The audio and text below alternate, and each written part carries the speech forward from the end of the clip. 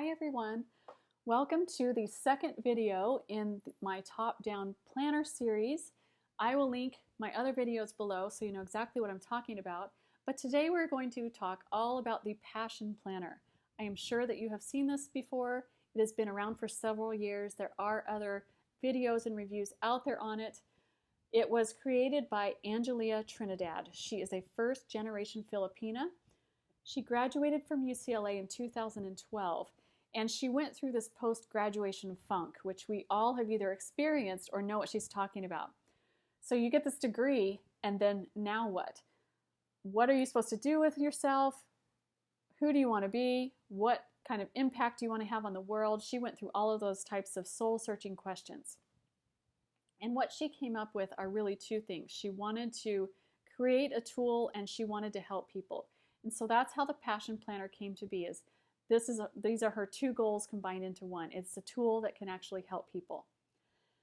She wanted something that had the functionality of a planner as well as the reflection. So that's really the top down is, what do I want? You define that and then you execute it. She, I feel like, out of everybody out there, does the best job as far as social media, connecting with her fans and her customers, and keeping people engaged. She has a few YouTube videos out there. She's got her Kickstarter videos are all on there, as well as her TED Talk, so I will link those below. I really do feel like she has the best Facebook planner page as far as like the actual planning company goes. I'm not talking about like the fan pages, but a lot of times with planner companies, they have a Facebook page and it's really inactive and they don't really post, I feel like, very good content. She is phenomenal. She posts regularly, and what she does post is very inspirational and very interactive. Also, with her website as well as her Facebook page, she does a great job of showing how the planner is actually being used in real life. There are real life examples of people using their planner. So that is really super great. I love that kind of demonstration. She also does some really great philanthropic type of things, which again, I think sets her apart from other planners and planner companies out there. She just completed a college showdown where she offered up 20,000 free planners to a college in the United States. 20,000! I mean, that's huge. So the winner was UC Davis, and so right now they are distributing 20,000 free planners on the UC Davis campus. All they have to do is bring their college ID and they get a free planner. I think that is so, so cool. I haven't heard of anybody else out there doing it. She also has a really great Pay It Forward program where a sponsor buys a planner for a recipient at a discounted price, and then that recipient then is either required or strongly encouraged to write a thank you note to the sponsor as well as to become a sponsor in the future as soon as they can. She also has her planners available for nonprofits, so you can apply for planners that way. So she, again, I just love the way she runs her business, and I really just feel like she has a good heart. I feel like she's just a good person. So let's go ahead with the actual review now of the planner. It has a black cover. It only has the black cover, which I'm totally fine with. The cover is very, very soft. And if you're a very tactile person like I am, I feel like this is the best cover out there as far as the way it feels. It feels really durable, but it also feels like it's already very well used and very well loved. So I like that a lot. As you can see, it's got a little bit, look, it's a faux leather, but it kind of has those qualities of a leather. This is printed in China, if that's an issue with you. She does live in California, so everything else is done in California, the creation and everything else, but it is printed in China. And then, of course, it's got this great elastic band right here to keep it closed. This is only going to be an issue for me, so I'm just going to bring this up because I have a type A left brain thing going on. My elastic came and it was crooked. That's not the issue, but it imprinted. It has an imprint. I don't know if you can see it, but it's crooked. And so I'm hoping with time, there it is, the line. I'm hoping with time when I have my elastic straight that this other one will go away. As you can see, it's kind of it's kind of going back to where it should be anyway. That's one of the things, because this cover is so soft. It does show some dents and indentations. For the most part, though, I would say that it really seems to be self-healing, like a self-healing craft mat. It kind of has those properties. I have scratched this, not necessarily intentionally, but I have scratched it and it has gone away. So that's the good and the bad thing about this cover. As you can see right here on the top, it's going to have a dent right here from the pulling of the elastic. So that's going to stay. I don't foresee that ever going away. The Passion Planner right here, the circle is debossed, and then the Passion Planner label is actually embossed on that. So I like that. As far as, let me give you the dimensions here. So this is the personal size, and the personal size is, I'm sorry, she calls it compact. The compact size is 5.5 inches by 8.5 inches, and then she also has the regular version, which is 8.5 by 11. That was the only available in the 2013, but 2014 onward has the two different sizes. I would never buy the 8.5 by 11. That's really what prevented me from buying it that year, because I have known about this planner for that long. That is just way too big for me. I find that this size right here is my comfort size. It's neither too big nor too small. It's not small enough, or I feel like I have enough room to write in it, if that makes sense. So I really like this size. It comes in either undated or dated version. I chose the undated so I can jump in and out of it. You can also get the academic version, which was available this year. So some good choices that you have as far as what you want inside. It does only have one layout. It also has a Sunday or a Monday start, which is cool. I prefer the Monday start, and so that's what I chose. Compact, undated, and a Monday start. So let's go ahead and open this up. And as you can see, it's very, very blank on the very front. It's just got the label and then if found. I really feel like they could at least have put both of these on the same page. I do feel like this is a little bit of wasted space. I don't know about you, but I've never put my name in a planner. I feel like this is not necessary, and I feel like that the majority of people don't really use this. And if you are going to put your name on it, you could just put it in a corner or something. So I feel like that this page is unnecessary. And then, of course, another blank one on here. I feel like all of this that they said could have been put on this page and this page and saved a little space there. This just describes kind of what I just told you, just the history on it, how it came to be, how it's set up, which I'll show you in just a moment. And then, of course, the last thing down here is just the sharing it and staying connected on social media, which, again, I feel like she's the best in the business on that. She does a fantastic job. The binding, if you're interested in that, which I'm sure a lot of you are, is stitched binding right here. So with a stitched binding, in general, they're going to lay flatter. It does not lay completely flat, but it does do a pretty good job on laying flat.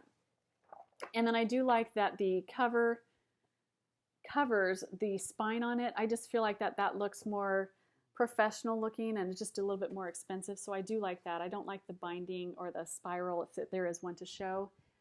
The paper itself, I would say, is just right in the middle. It's good. It's not fantastic though, and it's not terrible. It is very, very smooth. The paper, I believe they say, is 100 grams, which is about twice as thick as your regular printer paper. It's supposed to withstand fountain pen though, so I would have to say, because of that, it should be in the really good category. I have not tried that out yet, but it's supposed to withstand bleeding, so that's good to know. So in general, pretty good. It's got 220 pages, and I would say that it's probably 2/3 of an inch or so for its thickness. And then as you can see, it's got a green bookmark. I think she calls this Kickstarter green. And I have to say, I am not a neon or a fluorescent type fan. I just don't really like those kinds of colors, but this is okay for me. It's kind of more of like a grass green, so I'm fine with it. It's about 1/2 inch of a satin ribbon. So I'll be interested to see if it frays, but it looks like that they finished off the edge right here, so it should be okay. I would probably keep the bookmark in my weekly and then just clip my monthly, because you're in and out of your weekly more often, but that's just what I would do. Okay, so then we go to our actual planning pages, where this is why it is a top-down planner. because it starts with your passion roadmap is what she calls it. So you can see it's a vision board and a mind map type of layout here. So on hers, this is her step-by-step guide, which I like that it's all on the page where you're actually using it. So she just talks about to set a timer for 5 minutes. 5 minutes is all. And then to figure out what you want to do in a year, 3 months, 3 years, and then for your lifetime. I don't know. I think it's going to take me a little bit longer than that because I tend to think about things a little bit longer. And then just write down everything that comes to mind and be as specific as possible. But she said you don't have to be realistic or to justify your dreams. Just start writing. Then after your supposed 5 minutes, then you take 1 minute to prioritize out of the 4 sections, which is going to be the one that is going to be the most meaningful or the one that you want to work on the most. Then you take that and you create what she calls your passion plan. And this is, she calls it your game changer. So that goal that you've decided on is going to be called your game changer, and that's what you're going to focus on. And then you start drawing all the different steps. I feel like this is where the SMART goals are going to come in, where you set, specific, measurable, that kind of thing. Create a timeline and then go to work at it. She says to do one productive thing every day before 10 a.m. to focus on your game changer goal. And then she says for number 8 to repeat it. Now this is where it doesn't make sense to me to repeat it because these are the only pages you get. You get one of each. One passion roadmap and one passion plan. So if you want to repeat this process, clearly you're going to have to copy these before you even think about writing on them. So I think that's one of the biggest flaws of this planner. I feel like they should have included at least several of each of these. And then for extra credit, to find a friend to keep you on track, and then to just go back and cross things out and replace them with different goals, which I don't like that. I want to see my goals and I want to see my progress, so I wouldn't use pencil and I don't want to cross out. I just want more pages. Then here's the actual, the whole philosophy behind everything, why passion planning works, which is goal setting, essentially why writing it down works, which we all love because we love our paper planners, and then why prioritizing works. Then here's the passion planning in a nutshell. You dream about it, break it down, and go to work. So here's just an example of a passion plan and then an example of the weekly layout. For the weekly, she says to, of course, put all your appointments and then write down your to-dos. Then on the left-hand side, you're supposed to write down how many minutes it's supposed to take you to complete the task. Step 4 is to start with the highest priority and then work it down. Step 5 is to fill in each day of the week's focus and what your week focus is. So I will show you that in just a moment. And then for extra credit, to spend 5 to 10 minutes each night to prepare for the next day. So those are just some good basic planning and goal setting type tips.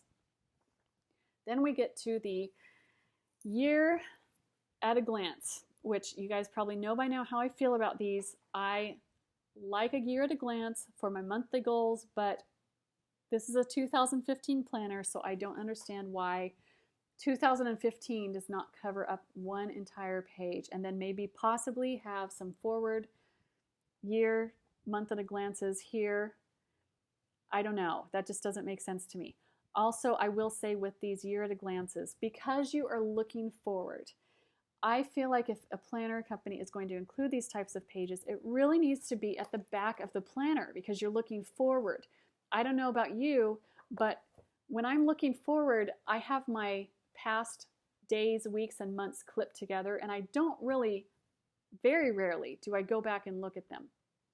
So if you're clipping your past pages together, you're also usually going to be clipping your year at a glance pages as well. So I just would prefer that to be in the back of the planner. Then we go to the month at a glance, month spread, whatever you want to call it. Because this is the undated version, you are going to have to fill in the name of the month and the actual numbers on the calendar. I feel like this is as small as I could probably go on a monthly. If you have larger handwriting, you're going to be able to only get probably 1 or 2 things in here. These boxes really are not that big. I would say maybe an inch and a quarter, maybe. So that may or may not be an issue for you. I do like the overall layout and the way it looks and the way it is set up. I find that I do prefer to have it, you know, the grays and the dark colors and then fill in some other color. I do prefer just the muted layout to begin with. So this is what sets her monthly apart from everybody else's out there. She's got this month's focus. So again, you've got a personal and a work section, which is going to be, as you can see throughout the planner, that is something that she repeats, is a personal and a work section. I feel like not everybody has those focuses. Like we all, of course, have personal and we all have stuff to do, but it's not necessarily a job that you go to every day. So I just feel like those aren't going to work for everybody. As you can see, these are small boxes, so of course you're going to do just like one word or a couple words is all that you're going to be able to fit in there. And then this monthly check-in, I completely love. I love that there's the reflection that she talks about. So on the monthly check-in, she only has 4 boxes, so you're supposed to go back and look at your passion roadmap every day, or I'm sorry, every month. So look at this every single month and review it. You're supposed to pick out some goals and some steps that you want to accomplish. Choose what your month's game changer is, and then you use this space down here either to draw it out or write it out, whatever the way that you think, and then just to break it down into smaller steps. So the third checklist is to move these steps down here onto the weekly, which I'll show you in just a moment, and then track your progress there. And then the fourth one is to reflect on the past month, and there's some questions. So I love that. I have seen this type of thing in the past, and they just take up either an entire page or 2 pages, which really is not necessary. I love that it's small, yet very, very effective. For the notes section right here, I really don't write that many notes, especially on a month calendar. So I like that it's very small here, but it does give you a little room that is completely dedicated to notes. Down here, it's work and personal again. I would prefer that they would have just had outlined boxes here and left them blank for us to fill in our own categories, because sometimes you have several projects going on at work, and so that would be great to have 2 projects going on right here for work. So again, I think that they should have just left those blank, in my opinion. You've got top priority project on both of those, and then a project. And then on the side here, it just says due dates and tasks, and you have checklist, which is 4 lines and 4 boxes. And then the blank section I have already told you about. So that is the month. I do like it. And then you go to the monthly reflection pages. You get a 2-page spread. So it's from 1 to 10, how do you feel about it, the month, the most memorable part, 3 big lessons you learned, look back at your planner, assess your priorities and your progress, different steps you need to adjust. And then right here is how are you different from last month to this month, the progress that you've made. Here's a gratitude type section, and then 3 things that you can improve for the next month. So I like this. I like how she has that set up with the calendar then and then the reflection. I also like with these reflection pages, I've also seen other planners where they just get carried away and they're asking you those types of things every day. I'm tired some days and I don't even want to write my planner. So I'm glad that they have just a monthly overview and a monthly reflection like this. So that of course is going to repeat 12 times, so you have 24 pages in the monthly section. There is not a section divider between the months and the weeks. Also, I found that with my preference is to have a month and then the weeks following it, and then I can clip all that stuff together and just put it in the past. So I don't really prefer to flip back and forth like I would have to do here with the monthly section is all up here and then the weekly section is all in the back. Then here is the weekly spread. The weekly, she actually gives you 54 weeks, which I really do like that, even though there's only 52 weeks, because I feel like in the past, at least for me, sometimes you get to that last week or two and you have either forgotten to order it or you didn't have the time or the money to order it. So I like that that gives you a couple extra weeks to figure some things out. Again, because this is undated, here's where you would write in what the week's dates are. This box right here is for the actual number for that particular day. And then this is what I was talking about, where you would put your focus for the week goes right in here, and then for each day, your main task is going to go in this box right here. Here's a section for good things that happened.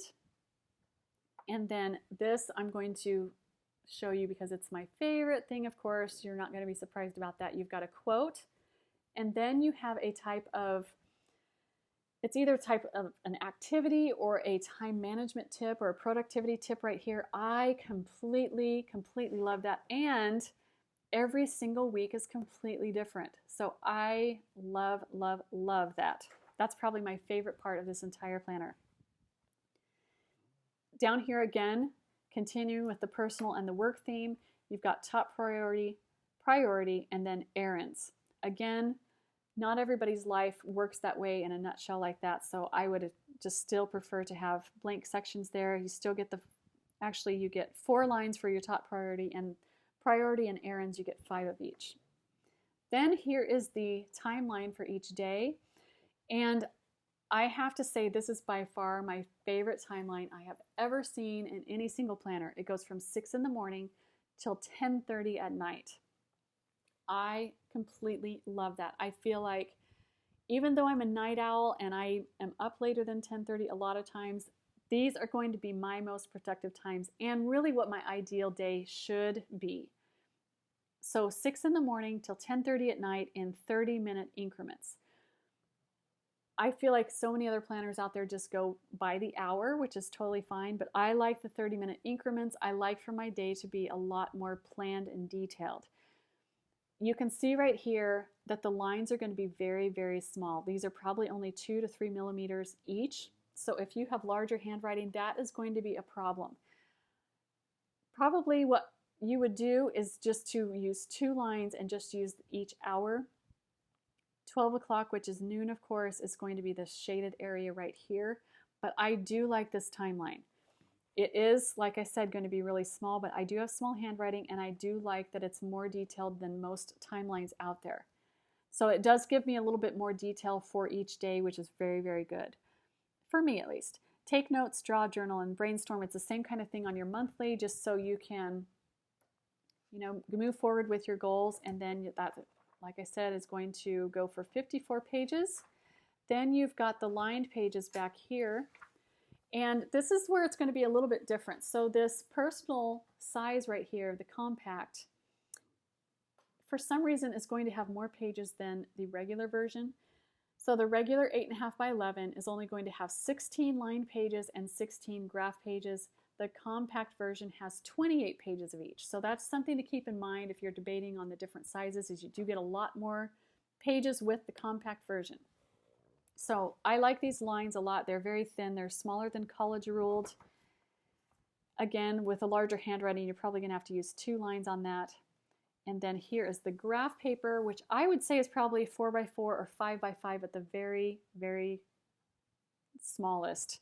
So it is a little bit bigger than I personally prefer, but I can still use it. And I think this is a good average size for most people.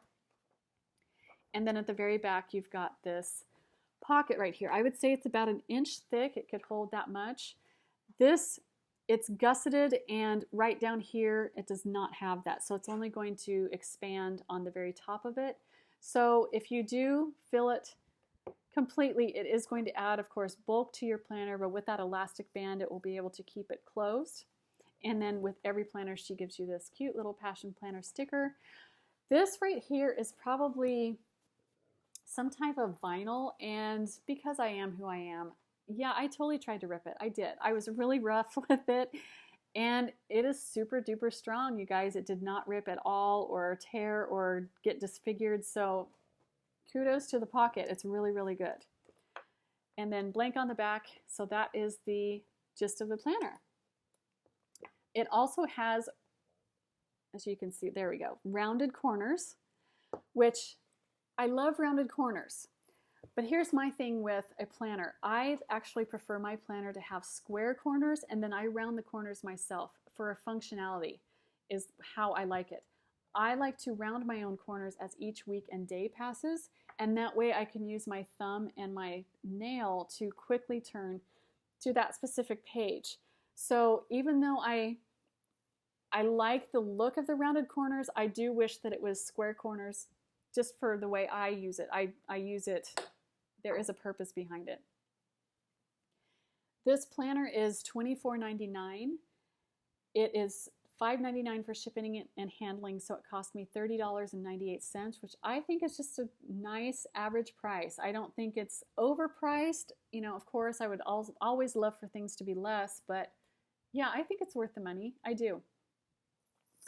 And for my shipping experience, I bought it and it shipped 3 days later, and then 3 days after that is when I received it. So 6 days after I ordered it, it was in my hands. So I feel like that's just, again, average. It's not like super duper speedy, but it's not slow by any means. It is shipped from California because that's where Angelia lives. It is printed in China if that is an issue for you. She does create everything in California, but it is printed in China. I don't know if I mentioned, but it comes with a Sunday or a Monday start. I chose a Monday start for mine because that's just what I prefer. But I love Angelia's story. I really do. You guys know that I love to do my research and to figure out everybody's philosophy behind their product. So I feel like she's a very giving and gracious person. So I really like her. Her main quote, which I completely love, is "Action cures fear." And I have really found that to be true in my own life and my own experience. So I love that quote. So when I start using this, I'm definitely going to incorporate that into my planner. So yes, I plan on using this. You all know I have other planners out there, so I will tell you at the very end how I'm going to use every single thing. But here's the Passion Planner. I do really like it. It's got some really, really great qualities to it. So thank you as usual for watching, and I will talk to you soon.